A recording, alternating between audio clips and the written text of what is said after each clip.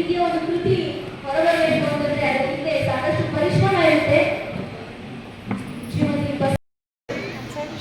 ಶರಣಾರ್ಥಿ. ಬಹುಶಃ ನಮ್ಮ ಪಾಲನೇತ್ರ ಅವರ ಒಂದು ವಿಷಯ ನನಗೆ ಬಹಳ ಮನಸ್ಸಿಗೆ ಬಂತು. ಇವತ್ತು ಕನ್ನಡದ ಮೇರು ವಿದ್ವಾಂಸರಾದಂತಹ ಜಯದೇವಿ ತಾಯಿ ಲಿಂಗಾಡೆಯವರ ಜನ್ಮದಿನ ಅಂತ ಗೊತ್ತಾಯಿತು. ಅದಕ್ಕೆ ಪಾಲನೇತ್ರ ಅವರ ಫೇಸ್ಬುಕ್ ನೋಡಿಲ್ಲ ನಾನು. ಅವರು ಅದ್ಭುತವಾದ ಒಂದು ಬರವಣಿಗೆಯನ್ನು ಕೂಡ ಮಾಡಿದ್ದಾರೆ. ಅವರು ನೋಡಿ ನಾವೆಲ್ಲ ಓದಬೇಕು ಅನ್ನೋದಿದೆ.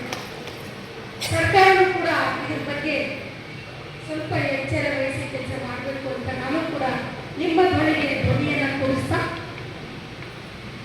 ಜ್ಞಾನದ ಬಲದಿಂದ ಅಜ್ಞಾನದ ಕೆಳನೋರೆಯ, ಜ್ಯೋತಿಯ ಬಲದಿಂದ ಸಂಬಂಧದ ಕೆಳನೋರೆಯ, ಸತ್ಯದ ಬಲದಿಂದ ಅಸತ್ಯದ ಕೆಳನೋರೆಯ, ಪರುಷದ ಬಲದಿಂದ ಅವಲೋಹದ ಕೆಳನೋರೆಯ, ಕೂಡಲ ಸಂಗನ ಶರಣದ ಅನುಭಾವದಿಂದ ಎನ್ನಭಾವದ ಕೆಳನೋರೆಯ. ಇಂತಹ ಮಾತನ್ನ ಕೊಟ್ಟ ಸಮಯ ಮಾಡಿ ಶಬ್ದಕ್ಕೆ ನಾಚಿದರೆ ಅಂತಯ್ಯ. ಚನ್ನಮಲ್ಲಿಕಾರ್ಜುನ ಈ ಲೋಕದಲ್ಲಿ ಹುಟ್ಟಿದ ಬಳಿಕ ಸ್ತುತಿ ನಿಂದೆಗಳು ಬಂದರೂ ಸಮಾಧಾನಿಯಾಗಿರಬೇಕು, ಕೋಪವನ್ನು ತಾಳದೆ ಸಮಾಧಾನಿಯಾಗಿರಬೇಕು ಅಂತ ಮಾತನ್ನ, ನಡೆಯ ನುಡಿಯ ಜೀವನದ ಪರಿಯನ್ನ ಕೊಟ್ಟಂತಹ ಅಕ್ಕ ಮಹಾದೇವಿ. ಈ ಮಾತನ್ನ ನಾನು ಯಾಕೆ ಹೇಳ್ತಾ ಇದ್ದೀನಿ ಅಂದ್ರೆ, ಈ ಮಾತು ಮೇಟೇಗೌಡ, ಅಣ್ಣಪ್ಪ ಮೇಟೇಗೌಡ ಅವರಿಗೆ ಬಹಳ ಅನ್ವಯಿಸುತ್ತೆ.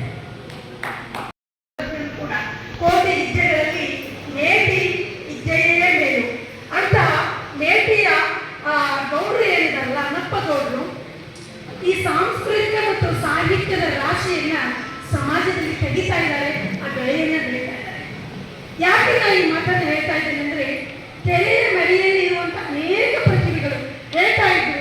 ಇವತ್ತು ಅಲ್ಲಿ ಗುರುತಿಸದೇ ಇರುವಂತಹ ಸಮಾಜ, ಸರ್ಕಾರ ಗುರುತಿಸದೇ ಇರುವಂತಹ ಅನೇಕ ತ್ಯಾಗಜೀವಿಗಳನ್ನ, ಅನೇಕ ಸಮಾಜ ಸುಧಾರಕರನ್ನ, ಸಮಾಜಕ್ಕೆ ಕಳಕಳಿ ಇರುವವರನ್ನ ಗುರುತಿಸಿ ನೋಡಿದಾಗ, ಕನ್ನಡಿಗರ ಸ್ಥಿತಿಯನ್ನು ನೋಡಿದಾಗ, ಕರ್ನಾಟಕದ ಇವತ್ತು ಕನ್ನಡಿಗರ ಪರಿಸ್ಥಿತಿಯನ್ನು ನಾವು ಇವತ್ತು ಅವಲೋಕಿಸಬೇಕಾಗ್ತದೆ.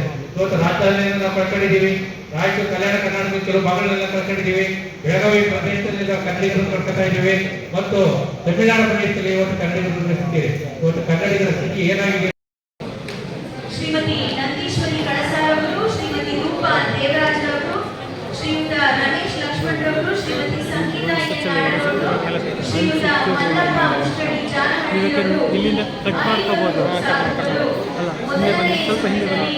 ಇವಾಗ ಕಾಲ್ ಜೊತೆ ಇದನ್ನ ಮೊಬೈಲ್ ಆಮೇಲೆ ವಿಡಿಯೋ ಕೇಳಿ ಕಂಪ್ಯೂಟರ್ ಕಟ್ ಮಾಡ್ಕೋಬಹುದು.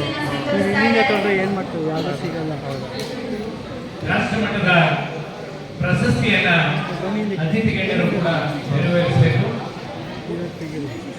ಶ್ರೀಮತಿ ನಂದೀಶ್ವರಿ ಕಳಸಾ ಅವರು ಶಿಕ್ಷಣ ವೃತ್ತಿಯನ್ನ ಅನೇಕ ವರ್ಷಗಳಿಂದ ನಿರ್ವಹಿಸಿ ಮೇಡಮ್ ಅವರಿಗೆ ರಾಷ್ಟ್ರ ಮಟ್ಟದ ಶಿಕ್ಷಣ ರತ್ನ ಪ್ರಶಸ್ತಿಯನ್ನ ನೀಡಿ ಗೌರವಿಸಲಾಗ್ತಾ ಇದೆ. ಹಾಗೆ ರೂಪಾ ದೇವರಾಜ್ ಅವರಿಗೂ ಕೂಡ ಶಿಕ್ಷಣ ಕ್ಷೇತ್ರದಲ್ಲಿ ಅವರ ಸಾಧನೆಯನ್ನ ಗಣನೆಗೆ ತೆಗೆದುಕೊಂಡು ಬೆಳಕು ಸಂಸ್ಥೆ ಅವರಿಗೆ ರಾಷ್ಟ್ರ ಪ್ರಶಸ್ತಿ ನಿಷ್ಠೆಯನ್ನ ಇಟ್ಟು ಪ್ರಾಮಾಣಿಕವಾಗಿ ಕೆಲಸ